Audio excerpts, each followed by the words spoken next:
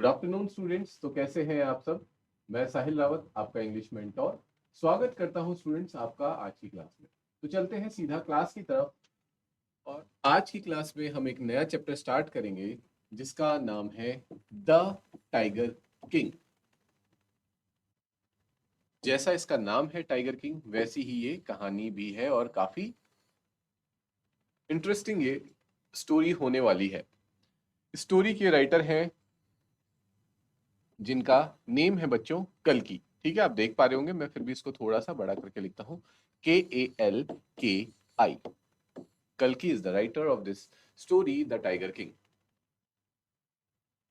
Chapter को start करने से पहले देखते हैं what is the general attitude of human beings towards wild animals, कि इंसानों का जंगली जानवरों के प्रति क्या रवैया रहता है। एटीट्यूड मीन्स क्या नेचर रहता है, या फिर हम कहेंगे क्या बिहेवियर रहता है। Is it clear? तो चलिए स्टूडेंट्स, पहले इसी क्वेश्चन को डिस्कस करते हैं। लोगों का वाइल्ड एनिमल्स के लिए क्या बिहेवियर रहता है। तो हमारा ये बिहेवियर है हम ह्यूमंस का कि हम वाइल्ड एनिमल्स के बारे में उतना नहीं सोचते हैं। ठीक है, हम ये भी नहीं सोचते हैं कि एक समय ऐसा भी था जब हम खुद भी क्या थे, हम भी एनिमल्स थे, बट हम इवॉल्व होते होते क्या बन गए हैं, इवोल्यूशन, हमारे अंदर बदलाव आए, हम इवॉल्व होते गए और हम ह्यूमंस बने। शुरुआत में जब इस सृष्टि की रचना हुई थी तो हम भी क्या थे, एनिमल्स ही थे, लेकिन हम इवॉल्व हो गए। तो हम भी पहले कहाँ रहते थे, हम भी वाइल्ड थे, यानी कि फॉरेस्ट जंगलों में हम रहा करते थे, लेकिन हम इवॉल्व होने के कारण जंगलों से बाहर आए और हमने अपनी सिविलाइजेशन स्टार्ट करी। और फिर आज आप जो भी देख पा रहे हैं, अपने करेंट, अपने प्रेजेंट को उस तरह से हमने चीज़ों को डेवलप किया। तो हमें एक तरह से सिंपथी होनी चाहिए थी बाकी अदर वाइल्ड एनिमल्स के लिए। हमें ये सोचना चाहिए था कि जहाँ पे जिन जंगलों में ये लोग रह रहे हैं, ये जानवर रह रहे हैं, वाइल्ड एनिमल्स रह रहे हैं, कभी एक वक्त ऐसा भी था जब हम भी इन्हीं के साथ रहा करते थे, हम भी ऐसे ही हुआ करते थे। बट क्या हम सच में इनके लिए सिंपथी रखते हैं? क्या हमारे लिए सच में इनके मन में, हमारे मन में अच्छी भावनाएं हैं इन जानवरों के लिए? और या फिर इन जानवरों का जो घर है, जो जंगल है, क्या उसके लिए हम एक अच्छी भावना रखते हैं अपने मन में? सिंपथी है हमारे दिलों में इनके लिए? तो इसका जवाब है बच्चों, नो। हम ह्यूमंस जो है, हम भले ही बहुत ज़्यादा आप कह सकते हैं इंटेलेक्चुअल स्पीशीज हैं, बहुत ज़्यादा बुद्धिमान हैं, हमारे पास जो बुद्धि हमें भगवान ने दी है या फिर नेचर से, कुदरत से हमें जो मिली है, जिसको हमने इवॉल्व करके, जिसका इस्तेमाल करके हम आज इतने ज़्यादा डेवलप हो चुके हैं कि ह्यूमंस को इस पूरे दुनिया का सबसे क्या माना जाता है, इंटेलिजेंट स्पीशीज माना जाता है। और इस पूरे अर्थ को, पूरे वर्ल्ड को कौन रूल कर रहे हैं? ह्यूमंस रूल कर रहे हैं। ठीक है, इंसान अपनी मर्जी के मर्जी से चला रहे हैं। और कहा जाए तो ये कहना गलत नहीं होगा कि इस पूरी दुनिया पे अब इंसानों का कब्जा है। ठीक है, कि जब हम किसी चीज पे कब्जा करते हैं तो हम उसकी इमोशंस, उसकी फीलिंग्स का परवाह ना करते हुए उसके साथ क्या करते हैं, उसका शोषण करते हैं। और इंसानों ने शुरुआत में, शुरू के समय में शायद ना ऐसा किया हो, जो हमारे पूर्वज रहे हैं, बहुत पुराने पूर्वज, वो क्या करते थे, कुदरत के अकॉर्डिंग, नेचर के अकॉर्डिंग, वाइल्ड के अकॉर्डिंग, जंगलों के अकॉर्डिंग अपने आप को, कुदरत के कानूनों को फॉलो करते थे। लेकिन जैसे जैसे इंसान इवॉल्व होता गया, उसने कुदरत के कानून छोड़े और उसने अपने खुद के कानून बनाना शुरू कर दिए। और फिर उसके अंदर ये जो शोषण की प्रवृत्ति है वो जाग चुकी है। ठीक है, वो एक्सप्लॉइट कर रहा है, he is exploiting the nature, the forest, the wild animals for his own benefit. अब कैसे वो एक्सप्लॉइट कर रहा है, शायद ये मुझे बताने की जरूरत नहीं है। आप सभी जानते हैं कि किस तरह से हम जानवरों का और जंगलों का सर्वनाश करते आ रहे हैं। हम अपने फायदे के लिए जंगलों को काटते हैं, अपने खेत खलिहानों का विस्तार करते हैं, फैक्ट्रीज बनाते हैं, पेड़ों को काट काट कर अपने घर बनाते हैं और बड़ी बड़ी बिल्डिंग्स बनाते हैं, फ्लाईओवर्स बनाते हैं, हाईवे बनाते हैं। ये इस बात की परवाह ना करते हुए कि जब हम उन जंगलों को काटते हैं तो वो जंगल भी किसी का घर है, बहुत से जानवरों का, कीड़े मकोड़ों का, चिड़ियों का, बहुत सी स्पीशीज का वो घर है, और हम उस घर को सिर्फ और सिर्फ अपने फायदे के लिए उजाड़ देते हैं। Clear students? और जब हम उनके घर को उजाड़ते हैं और फिर वो वाइल्ड एनिमल्स कहाँ, उनके वो भी सफ़र करते हैं, और वो कई बार हमारे जिन जिस जगह पे हम रहते हैं, ठीक है, तो वहां पे आते हैं और फिर उनके साथ भी क्या होता है, बुरा व्यवहार होता है। हम सब जानते हैं, या तो उनको पकड़ा जाता है या उनका शिकार कर लिया जाता है। और बात रही शिकार करने की, तो गैर कानूनी तरीके से जो शिकार होते आ रहे हैं जानवरों के, वो कोई नए नहीं है। ठीक है, इंसान जानवरों को अपनी भूख को सेटिस्फाई करने के लिए तो शुरुआत से ही शिकार करता रहा है। ठीक है, और साथ ही साथ जानवरों का दुरुपयोग भी करता है। उसने जितने भी एनिमल्स को डोमेस्टिकेट किया शुरू में, अब वो उन एनिमल्स को क्या बना चुका है, एक बिजनेस में कन्वर्ट कर चुका है। हम सब जानते हैं कि किस तरह से लोग क्या करते हैं, जानवरों का पूरा इस्तेमाल करते हैं जब तक कि उनको यूज किया जा सकता है। और जिस दिन वो जानवर, वो प्राणी किसी काम का नहीं रहता, तो वो उसको क्या कर देते हैं, बिल्कुल छोड़ देते हैं। रखने के लिए छोड़ देते हैं, जंगलों में छोड़ देते हैं मरने के लिए, या फिर रोडों पे। आपको शहरों में देखने को मिलता होगा कितने सारे जो अनवांटेड एनिमल्स हैं, जैसे कि छोटे छोटे बैल हो गए, बछड़े हो गए, या वो गाय जो दूध नहीं दे सकती, भैंसे दूध नहीं दे सकती, उनको ऐसे ही छोड़ दिया जाता है मरने के लिए। और कई बार वो एक्सीडेंट का शिकार हो जाती है। ठीक बच्चों, और वाइल्ड एनिमल्स को हमेशा से इंसान अपने फायदे के लिए उनका शिकार करता रहा है, खासकर उनकी शरीर से जो जो चीजें मिलती हैं, जो औषधियां बनाई जाती हैं, जो मेडिसिन बनाई जाती हैं। कई बार जो लेदर, सबसे मेन चीज है लेदर, उनके चमड़े के लिए भी उनका शिकार किया जाता है। तो ये आपको, आई होप, इस क्वेश्चन का आंसर मिल गया होगा कि ह्यूमन बींग्स, इंसानों का रवैया कैसा रहा है जंगली जानवरों के प्रति। ठीक है, and now we will start our chapter. और इस चैप्टर में भी हमें ये देखने के लिए मिलेगा कि कोई इंसान अपने फायदे के लिए या फिर अपनी जान बचाने के लिए किस हद तक जा सकता है, कि वो सिर्फ और सिर्फ अपनी जान बचाने के लिए, जो जो कि सच सच है भी नहीं, सिर्फ और सिर्फ एक प्रोफेसी को मानते हुए, एक भविष्यवाणी को मान के चक्कर में कितने ही जानवरों की बलि चढ़ा देता है। और आखिर में उस व्यक्ति के साथ क्या होता है, इस कहानी में हम ये जानेंगे। So now let's start this chapter. The Maharaja of Pratibandapuram is the hero of this story. पहली ही लाइन में हमें बताया जा रहा है कि इस कहानी का हीरो कौन है। और ये आपको बाद में पता चलेगा कि वो कितना हीरो है या फिर कितना ज्यादा वो विलन है। ठीक है, लेकिन हमें बताया जा रहा है क्योंकि इस चैप्टर में जो राइटर है कल्कि, उन्होंने कई जगह पे क्या किया है, व्यंग किया है। ठीक है, कटाक्ष भी किया है, सरकेजम भी, सरकेस्टिक टोन भी यूज की है। जहाँ पे अगर वो हीरो कह रहा है तो उसका मतलब हीरो से नहीं, बल्कि आप देखेंगे एंड तक कि वो हीरो नहीं था, बल्कि एक विलन था। ठीक है, वो कौन है, प्रतिबंधपुरम एक जगह है, वहां का महाराजा। He may be identified as his highness. उसको लोग अलग अलग नामों से पुकारते हैं, जैसे कि हिज हाइनेस, जमींदार जनरल, खिलेदार मेजर, सत्यव्याघ्र संहारी, महाराजा धीराज, विश्व भुवन सम्राट, सर जिलानी जंग जंग बहादुर। ये सारे नाम उसके रखे गए हैं, MAD, ACTC और CRCK। But this name is often shorten to the tiger king. लेकिन ये सारे नामों की जगह उसको शॉर्ट में क्या कहा जाता है, टाइगर किंग कह के पुकारते हैं। आई होप यहाँ तक सभी स्टूडेंट्स को क्लियर है।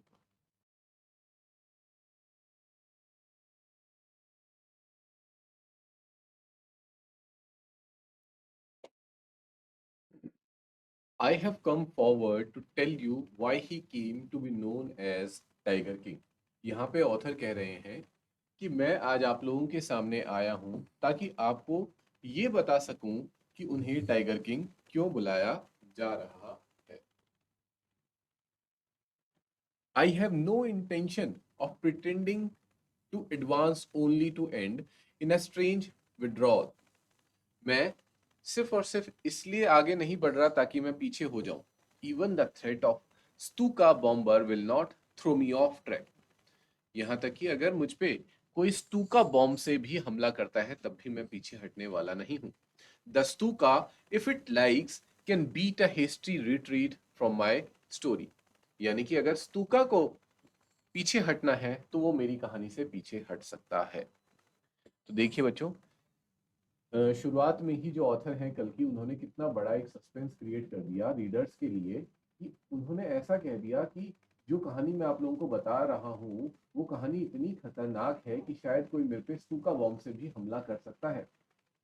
फिर वो ये कहते हैं कि लेकिन मैं डरने वालों में से नहीं हूँ, मैं बॉम्ब के खतरे से, बॉम्ब से डरते हुए पीछे नहीं हटूंगा। अगर बॉम्ब को, स्तूका बॉम्ब को डर के पीछे हटना है तो वो जरूर हट सकता है, लेकिन मैं अपनी कहानी बता के रहूंगा। इससे हम रीडर्स में वो एक इंटरेस्ट क्रिएट कर रहे हैं, एक दिलचस्पी पैदा कर रहे हैं कि आखिर ऐसी इस कहानी में जो ऑथर है वो ऐसा हमें क्या बताने वाले हैं टाइगर किंग के बारे में, जो इतना खतरनाक है और इतना गोपनीय है, छिपाने योग्य है कि वो बताया नहीं जाना चाहिए। ठीक है, तो इससे बच्चों आप लोगों का इंटरेस्ट बढ़ा इस स्टोरी में, तो अब इसको आगे कंटिन्यू करते हैं। राइट एट द स्टार्ट, शुरुआत में ही, it is imperative to disclose a matter of vital importance about the tiger king. शुरुआत में ही मैं आप लोगों को नहीं बता दूंगा टाइगर किंग के बारे में, क्योंकि उससे क्या होगा, डिस्क्लोज करना मतलब सब कुछ भेद खोल देना, उससे क्या होगा कि आपका कहानी में इंटरेस्ट नहीं रहेगा। Everyone who reads of him will experience the natural desire to meet a man of his indomitable courage face to face। क्योंकि जो भी व्यक्ति इस कहानी को पढ़ेगा उसके अंदर एक नेचुरल डिजायर आएगी, एक कुदरती एक ख्वाहिश उसके अंदर जागेगी कि एक मैन की जो इंडोमिटेबल करेज होता है, कि वो अपने करेज से को फेस टू फेस उसको सामना कर सके, वो तभी जाके उसका जो डिजायर है फुलफिल हो पाएगी। But there is no chance of its fulfilment, लेकिन वो कभी भी फुलफिल नहीं हो सकती है।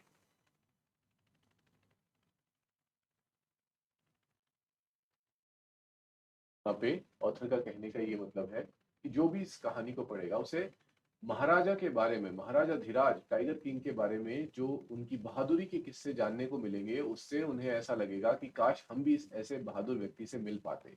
उसके अंदर भी एक डिजायर जागेगी, लेकिन ये डिजायर पूरी नहीं हो सकती है। और ये डिजायर पूरी क्यों नहीं हो सकती है? As Bharat said to Rama about Dasharath, the tiger king has reached that final abode of all living creatures.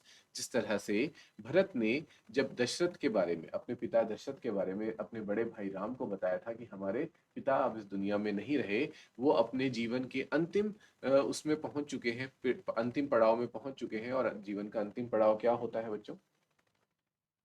एक इंसान शिशु के रूप में जन्म लेता है, takes birth as a child, फिर वो धीरे धीरे ही स्लोली ग्रोस, वो धीरे धीरे बड़ा होता है, उसका बचपन आता है, देन ही मैच्योर्स। ठीक है, वो अपनी एजुकेशन को कंप्लीट करता है, उसके बाद वो बाहर जाकर क्या करता है बच्चों? अपने लिए कोई रोजगार ढूंढता है, और देन ही सेटल्स डाउन। फिर वो सेटल डाउन हो जाता है, एक परिवार बनाता है, और आगे जाके उस परिवार का पालन पोषण करते हुए एक दिन एक ऐसा वक्त आता है जब वो वृद्ध हो जाता है, when he becomes old। बूढ़ा होने के बाद वो एक दिन इस दुनिया को छोड़ के चला जाता है, ठीक उसी तरह से जैसे कि राम और भरत के पिता दशरथ गए थे। और वैसे ही हमें ऑथर यहाँ बता रहे हैं कि जो टाइगर किंग है वो भी अपने जीवन के आखिरी पड़ाव में पहुंच चुके हैं, जहाँ पे एक दिन हर क्रिएचर को जाना है। In other words the tiger king is dead. और वो कहते हैं कि अगर मैं साफ साफ शब्दों में कहूँ तो टाइगर किंग जो है वो अब मर चुके हैं, उनकी मृत्यु हो चुकी है। इसीलिए कोई भी व्यक्ति ये चैप्टर पढ़ने के बाद जिसके अंदर ये ख्वाहिश जागेगी कि काश मैं ऐसे बहादुर व्यक्ति से मिल पाता, तो वो फुलफिल नहीं हो सकती है। I hope this is clear.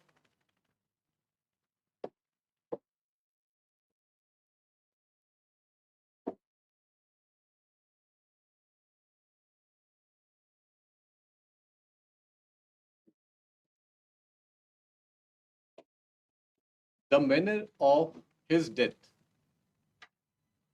Is a matter of extra ordinary interest. कि जिस तरह से उनकी मृत्यु हुई वो आप सबको जानने में क्या लगेगा, एक बहुत ही एक्स्ट्रा ऑर्डिनरी इंटरेस्ट है आपके लिए। एक बहुत ही ज्यादा दिलचस्प किस्सा होने वाला है कि कैसे उनकी मृत्यु होती है। It can be revealed only at the end of the tale. और इस बात का आपको पता कब चलेगा? जब ये कहानी एकदम खत्म हो जाएगी, एंड में जाकर के आपको पता चलेगा। The most fantastic aspect of his demise was that as soon as he was born, astrologers had foretold that one day the Tiger King would actually have to die। और इस कहानी का सबसे खूबसूरत पक्ष ये है कि जिस दिन टाइगर किंग का जन्म हुआ था उसी दिन एस्ट्रोलॉजर्स, एस्ट्रोलॉजर्स कौन होते हैं स्टूडेंट्स? एस्ट्रोलॉजर्स होते हैं ज्योतिष, जिन्हें ज्योतिष विद्या आती है। ज्योतिषों ने ये कह दिया था कि one day the tiger king would actually have to die, इसे एक दिन मरना होगा। पर क्या आपको देखकर ये लाइन थोड़ी सी अजीब सी नहीं लग रही है? Is this line not surprising you? Because इसमें कोई बड़ी बात नहीं है कि एक दिन सबको मरना है, ठीक है? तो एक दिन टाइगर किंग को भी मरना होगा, तो एस्ट्रोलॉजर्स ने ये बताया कि एक दिन टाइगर किंग को मरना होगा, तो इसमें कोई what was a big thing in this? अब इस चीज को जानने के लिए हम आगे पढ़ेंगे कि क्या था। The child will grow up to become the warrior of warriors. Astrologers ने ऐसा कहा कि ये जो बच्चा है ये बड़े होके बहुत ही महान योद्धा बनेगा। वॉरियर्स ऑफ वॉरियर्स का मतलब है योद्धाओं में भी सबसे सर्वश्रेष्ठ योद्धा बनेगा। हीरो ऑफ हीरोज, हीरोज का भी हीरो, चैंपियन का भी champion. But they bit there lips, लेकिन तभी उन्होंने अपने, बिट देयर लिप्स का मतलब है अपनी जुबान को रोक लिया, ठीक है? उनकी शब्द निकलना बंद हो गए। एंड स्वेलोड हार्ड, और उन्होंने अपने शब्दों को वापस घूंट लिया। स्वेलोड हार्ड मतलब उन्होंने जो वर्ड्स वो बोलने वाले थे, the words they were going to say, going to speak, they took their words back. इसका मतलब होता है swallowed hard. When compelled to continue, जब उन पे जोर डाला गया कि तुम अपनी बात को पूरा रखो, the astrologers came out with it, तब जाके एस्ट्रोलॉजर्स ने ये बताया कि this is a secret which should not be revealed at all, ये एक रहस्य है और ये बताया नहीं जाना चाहिए। And yet we are forced to speak out, लेकिन क्योंकि हम पे जोर दिया जा रहा है तो हम कहते हैं। The child born under this star, इस घड़ी में जो ये बच्चा जो पैदा हुआ है, will one day have to meet its death, इसे एक दिन मरना होगा।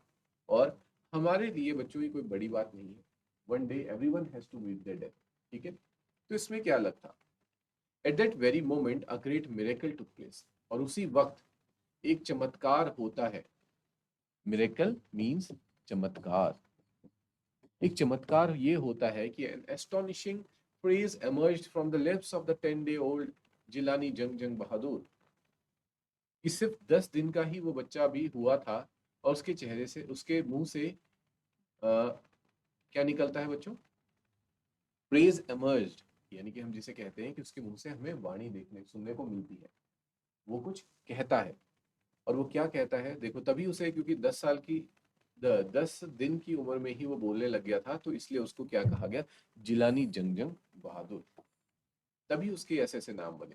अब वो ओ वाइज प्रॉफिट्स, हे महान ज्योतिषों, प्रॉफिट्स बुद्धिजीवों या ज्ञानियों। एवरीवन स्टूड ट्रांसफिक्स्ड इन स्टुपेफेक्शन, सब ये सुनते क्या हो गए? हैरान हो गए, और वैसे के वैसे वहीं खड़े रहे। They looked wildly at each other and ब्लिंक्ड, सब एक दूसरे को बहुत ही हैरानी की नजरों से देखने लगे और आंखें झपकाने लगे कि ये आखिर हुआ क्या, कि 10 दिन का बच्चा बालक आखिर कैसे बोल सकता है। O wise prophets, it was I who spoke, फिर से एक आवाज आती है कि हे महान विद्वानों, ये मैं हूं जो बोल रहा हूं।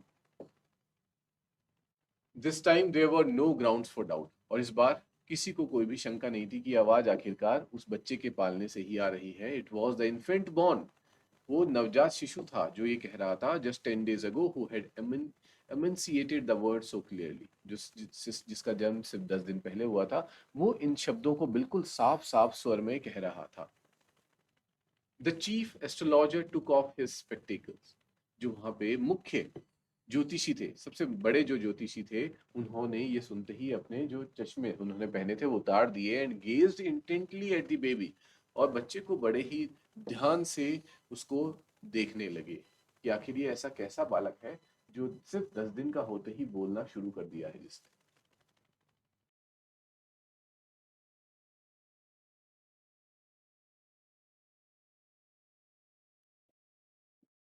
All those who are born will one day have to die, और वो बच्चा क्या कहता है कि जो भी पैदा हुआ है उसे एक दिन तो मरना ही है, ठीक है? जैसा कि हमें लग रहा था अभी तक, हमने क्या डिस्कस किया ऊपर, कि इसमें कौन सी बड़ी बात है कि वो कह रहे हैं कि एक दिन राजा को मरना होगा, इस बच्चे को मरना होगा, क्योंकि जो पैदा हुआ है वो मरेगा भी। This is the rule of the nature. तो यही चीज वो बच्चा भी कहता है कि all those who have born will one day have to die, we don't need your predictions to know that, हमें आपकी भविष्यवाणी की इसमें कोई जरूरत नहीं है कि आप ये भविष्यवाणी कर लें कि एक दिन मैं, मेरी मृत्यु होगी। तो ये कोई बड़ी बात थोड़ी है, ना ये कोई नई बात है। There would be some sense in it if you could tell us the manner of the death, पर यहाँ पे बच्चा एक अलग प्रश्न पूछ लेता है। वो ये कहता है कि बात तो तब होगी अगर आप मुझे ये बता दें कि मेरी मृत्यु का कारण क्या होगा। आप ये मत बताइए कि मेरी मृत्यु होगी, आप ये बताइए कि मेरी मृत्यु का कारण क्या होगा। The royal infant uttered these words in his little squeaky voice। जैसे एक बच्चा, छोटा बच्चा, 10 दिन का बच्चा अपनी आवाज में कहता है, इन इसी आवाज में वो ये सारी चीजें कह रहा था। The chief astrologer placed his fingers on his nose in wonder। और जो चीफ एस्ट्रोलॉजर थे वो हैरानी के कारण अपनी फिंगर को अपनी नोज पर रखते हैं। A baby barely 10 days old opens its lips in speech। कि एक 10 दिन का बच्चा कैसे अपने होठों से होठ खोल के बोल रहा है, बात कर रहा है। नॉट ओनली दैट, और ना सिर्फ इतना, it also raises intelligent question, और इतना बुद्धिमानी भरा क्वेश्चन भी पूछ रहा है। इनक्रेडिबल, बहुत ही ये क्या है, अतुल्य है। Rather like the bulletins issued by the war office than facts. ये तो ऐसे हैं जैसे कि वॉर ऑफिस से जो बुलेटिन्स हमें इशू किए जाते हैं, ये सिर्फ कोई फैक्ट नहीं है। The chief astrologer took his finger of his nose. वो अपनी नोज से अपनी फिंगर को हटाते हैं। And fixed his eyes upon the little Prince. और फिर से अपनी नजरों को उस बच्चे पर टिकाते हैं। The prince was born in the hour of the bull. फिर वो थोड़ा सोच समझने के बाद कहते हैं कि जो ये बच्चा है वो जिस घड़ी में पैदा हुआ है वो है बुल, यानी कि एक बैल की घड़ी है वो। The bull and the tiger are enemies. और क्योंकि बुल और एनिमीज, टाइगर क्या होते हैं, आपस में एक दूसरे के शत्रु होते हैं। Therefore death comes from the tiger. इसलिए जो आपकी मृत्यु है उसका कारण क्या होगा, एक टाइगर होगा। ही एक्सप्लेन। वो इस बात को क्या करते हैं, समझाते हैं। You may think that Crown Prince Jung Bahadur was thrown into a quake when he heard the word tiger। आपको ऐसा लगेगा स्टूडेंट्स कि जैसे ही क्राउन प्रिंस, इतने छोटे बच्चे, 10 दिन के बच्चे ने ये सुना होगा कि उसकी मौत का कारण एक टाइगर होगा, तो वो डर के मारे पूरा कांप गया होगा। That was exactly what did not happen। लेकिन ऐसा बिल्कुल भी नहीं हुआ। क्या हुआ, इसके एकदम विपरीत। As soon as he heard it pronounced, जैसे ही उसने सुना कि मेरी मृत्यु का कारण टाइगर है, बाघ है, the crown Prince gave a deep growl.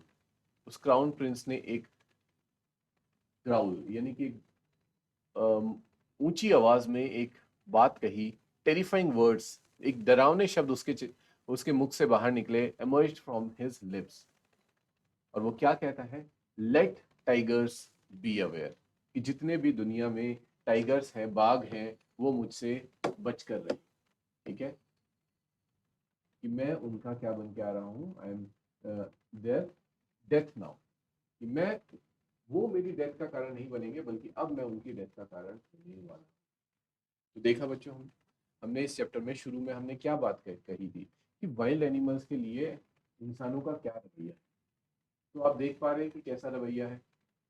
सिर्फ और सिर्फ एक छोटी सी प्रिडिक्शन को लेकर के, और हो सकता है ये प्रिडिक्शन रियल हो या फिर रियल ना हो, ये सुनते ही अब देखो जो एक कैरेक्टर हमें बताया गया है कि ये जो जंग जंग बहादुर महाराज हैं, ये सिर्फ हमें एक और इमेजिनरी कैरेक्टर बताया, क्योंकि 10 साल का 10 दिन का बच्चा बोल तो नहीं सकता, लेकिन सिर्फ और सिर्फ हमें समझाने के लिए ये बताया गया है कि इंसान को जब भी जानवरों से खतरा होता है तो वो क्या डिसीजन लेते हैं, क्या निर्णय वो लेते हैं, और क्या स्टेप वो लेते हैं।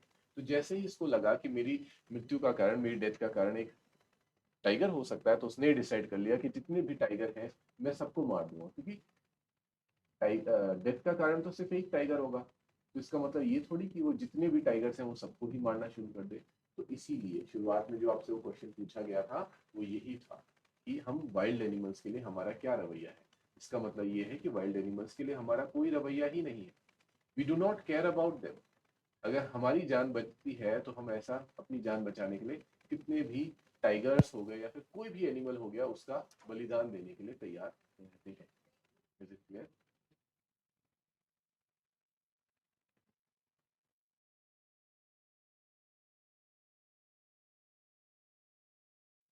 लास्ट में, this account is only a rumour rife in Pratibandhpuram. ये कह रहे हैं कि जो ये कहानी आप सुन रहे हैं ये सिर्फ और सिर्फ एक र्यूमर थी, एक अफवाह थी कि ऐसा हुआ है, एक 10 दिन के बच्चे ने कुछ कहा है या फिर कोई भविष्यवाणी हुई है। But with hindsight we may conclude it was based on some truth. लेकिन आगे जब हम पढ़ेंगे तो हमें देखने को ये मिलेगा कि नहीं, इस बात में सच्चाई थी। तो इसी के साथ बच्चों हमने इस चैप्टर का जो फर्स्ट पार्ट है वो कंप्लीट कर लिया है। Now we will meet in the next class, और इसके नेक्स्ट पार्ट से हम शुरू करेंगे। Till then take care, have a good day and thank you students.